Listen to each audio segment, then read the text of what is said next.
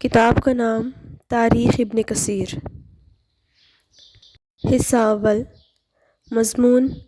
زمین کے 7 طبقات۔ ایپیسوڈ 12۔ بسم اللہ الرحمن الرحیم۔ اللہ تعالیٰ نے فرمایا، اللہ الذی خلق 7 سماوات ومن الارض مثلہن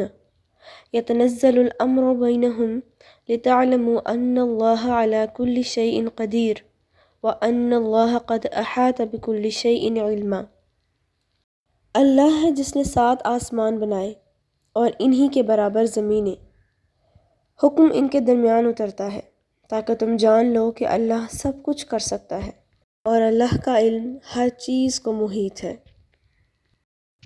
امام بخاری رحمۃ اللہ علیہ فرماتے ہیں کہ اس آیت شریفہ کی وضاحت میں ہم سے علی بن عبداللہ بن ابن علی بن مبارک کے حوالے سے بیان کیا اور ان سے یحییٰ بن ابی کثیر رحمۃ اللہ علیہ نے محمد بن ابراہیم بن حارث ابی سلمہ بن عبد الرحمن کے حوالے سے بیان کیا کہ آخر الذکر اور دوسرے لوگوں کے درمیان زمین کے خصوصیات کے بارے میں جھگڑا رہتا تھا جو دشمنی کی حد تک جا پہنچا تھا۔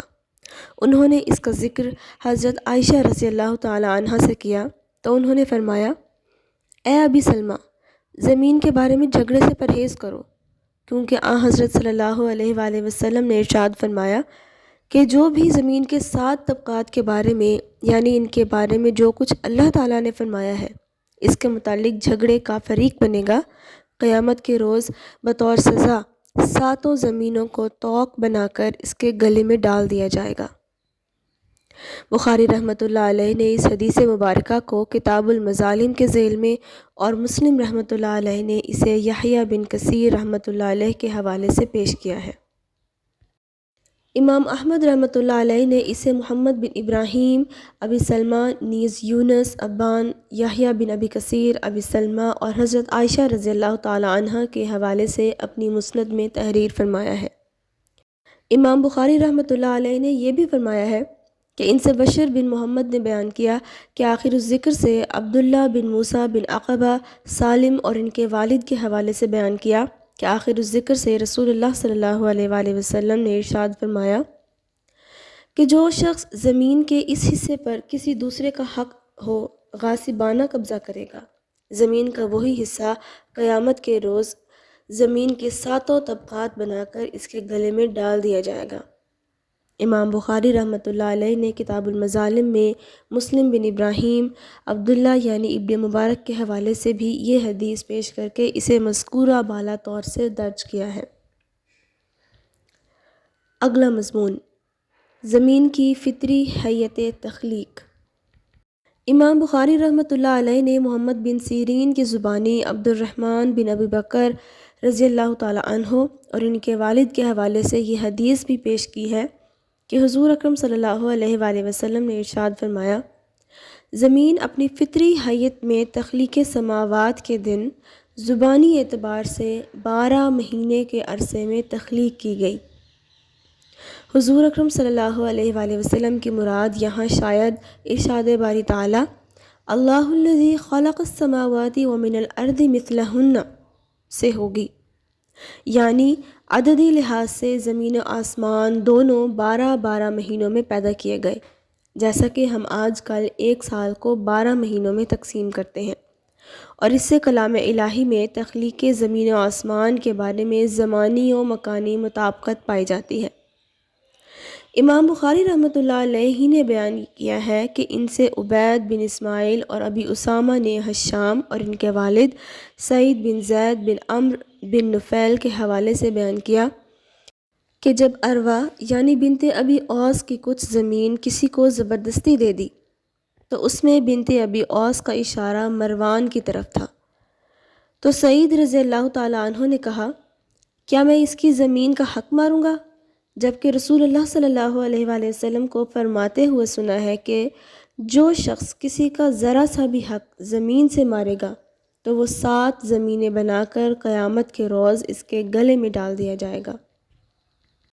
امام احمد رحمۃ اللہ علیہ فرماتے ہیں کہ ان سے حسن نے اور ابو سعید یعنی بنی ہاشم کے غلام عبداللہ بن لہیہ اور عبداللہ بن ابی جعفر نے ابی عبد الرحمن اور ابن مسعود کے حوالے سے بیان کیا کہ آخر ذکر کے بقول انہوں نے رسول اللہ صلی اللہ علیہ وآلہ وسلم سے عرض کیا، یا رسول اللہ صلی اللہ علیہ وآلہ وسلم، سب سے بڑا ظلم کون سا ہے؟ تو آپ صلی اللہ علیہ وآلہ وسلم نے ارشاد فرمایا، کسی مسلمان کا اپنے بھائی یعنی کسی دوسرے مسلمان کی ایک گز زمین پر بھی غاصبانہ قبضہ کرنا، اور اس کی سزا میں زمین کا وہی حصہ قارۂ ارضی تک قیامت کے دن اس کے گلے میں ڈال دیا جائے گا۔ اور آپ نے اس کے بعد یہ بھی فرمایا کہ قارئ ارضی کو وہی جانتا ہے جس نے اسے پیدا کیا ہے، یعنی خود اللہ تعالیٰ۔ اس حدیث کو امام احمد رحمۃ اللہ علیہ نے خصوصی طور پر پیش کیا ہے۔ اس حدیث کے بارے میں جو اسناد پیش کی گئی ہیں ان میں کسی کو شک و شبہ کی کوئی گنجائش نہیں ہے۔ امام احمد رحمۃ اللہ علیہ نے بیان کیا کہ ان سے عفان اور سہیل نے اپنے والد اور ابو ہریرہ رضی اللہ تعالیٰ عنہ کے حوالے سے یہی حدیث انہی الفاظ میں بیان کی ہے۔ امام احمد رحمۃ اللہ علیہ نے یہاں اس حدیث کے بیان کی ذمہ داری مسلم کی طرف منسوب کی ہے۔ امام احمد رحمۃ اللہ علیہ نے اس حدیث کو مسلم کی ذمہ داری پر یحییٰ ابن عجلان کی زبانی، جنہوں نے بیان کیا کہ ان سے ان کے والد نے اور ان سے ابو ہریرہ رضی اللہ تعالیٰ عنہ نے یہ حدیث بیان کی، نیز مسلم ہی کی ذمہ داری پر عفان اور ابو عوانہ کی زبانی عمیر بن ابی سلمہ اور ابو ہریرہ رضی اللہ تعالیٰ عنہ کے حوالے سے یہ حدیث اپنے ہاں پیش کی ہے۔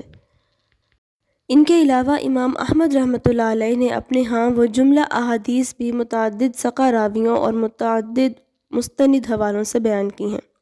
جن میں یہ بتایا گیا ہے کہ ان راویوں سے مختلف مواقع پر حضرت صلی اللہ علیہ وآلہ وسلم نے دریافت فرمایا کہ آیا وہ تخلیق کائنات کے سلسلے میں زمین و آسمان کے ہر طبقے کے درمیان خالق کائنات نے جو فصل رکھا ہے اسے جانتے ہیں؟ اور ان کے اس جواب پر کہ اس سے متعلق خود اللہ تعالیٰ اور اس کا رسول صلی اللہ علیہ وآلہ وسلم زیادہ جانتے ہیں، آپ نے فرمایا کہ زمین و آسمان کے ہر طبقے کا درمیانی فصل اللہ تعالیٰ نے 700 سال کی مسافت کے بقدر رکھا ہے۔ بعض روایات میں 500 سال کا ذکر بھی ہے۔ اس سلسلے میں یہ بھی بیان کیا گیا ہے کہ اس فصل کا جو 700 سال کی مسافت کے بقدر رکھا گیا ہے وہ ہماری دنیاوی برسوں کی مسافت کے بقدر ہے، یا وہ فصل ہے جو صرف اللہ تعالیٰ کے علم میں ہے، یا وہ فصل ہے جس کا ذکر قرآن میں آیا ہے اور اسے اللہ تعالیٰ کے علاوہ اس کے رسول اکرم صلی اللہ علیہ وآلہ وسلم جانتے ہیں۔ اس سے قبل عرش کی صفات کے سلسلے میں احادیث اوال کے تحت جو کچھ بیان کیا گیا ہے اس میں کسی کو اختلاف نہیں ہے، یعنی یہ کہ عرش 7 آسمانوں کے اوپر ہے اور آسمان کا درمیانی فصل 500 سال کی مسافت کے برابر ہے۔ نیز جیسا کہ متکلمین نے بھی بیان کیا ہے اور اس میں ارشاد باری تعالیٰ کے علاوہ حدیث نبوی صلی اللہ علیہ وآلہ وسلم کے الفاظ طُوِّقَهُ مِن سَبْعِ أَرْضٍ حوالہ دیا گیا ہے۔ زمین کے بھی 7 طبقات ہیں اور اس کے 7 طبقات سے مراد 7 اقالیم ہیں، لیکن یہ بیان بین طور پر آیات قرآنی اور احادیث نبوی صلی اللہ علیہ وآلہ وسلم کے جو دیگر مستند حوالوں کے علاوہ ابو ہریرہ رضی اللہ تعالیٰ عنہ کے حوالے سے بھی صحیح طور پر بیان کی گئی ہیں ان کے خلاف ہے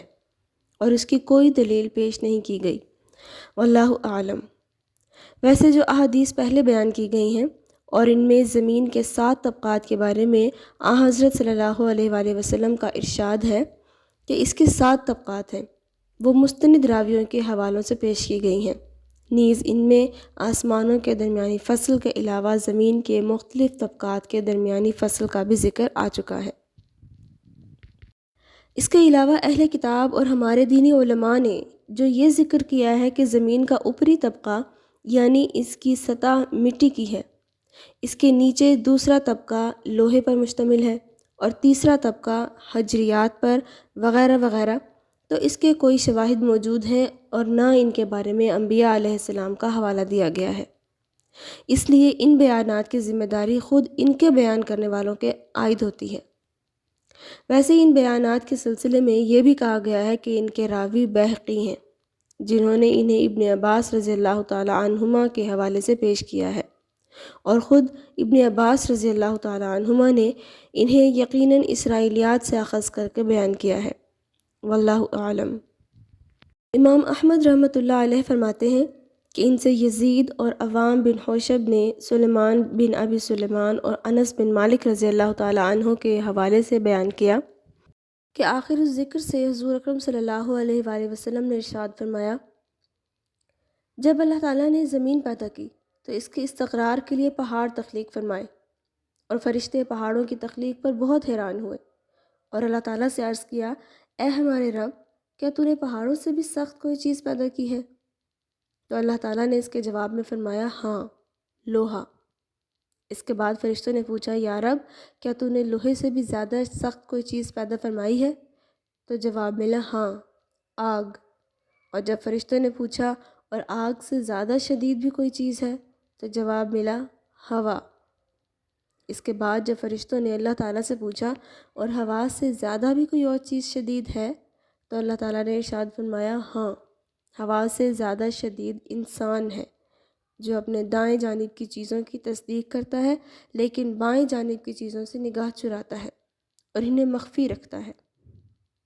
اس حدیث کو امام احمد نے خصوصی طور پر پیش کیا ہے۔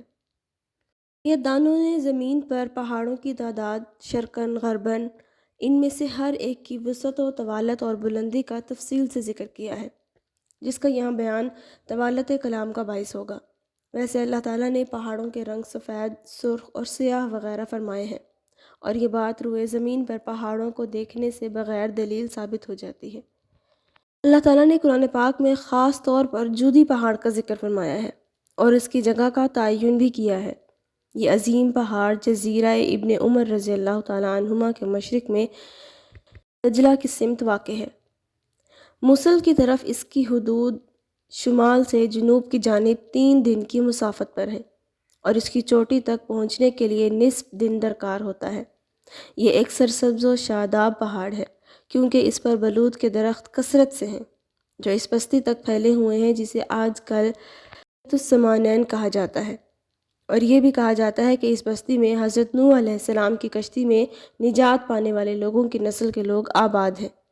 اور اس کا ذکر متعدد مفسرین نے بھی کیا ہے۔ اللہ اعلم۔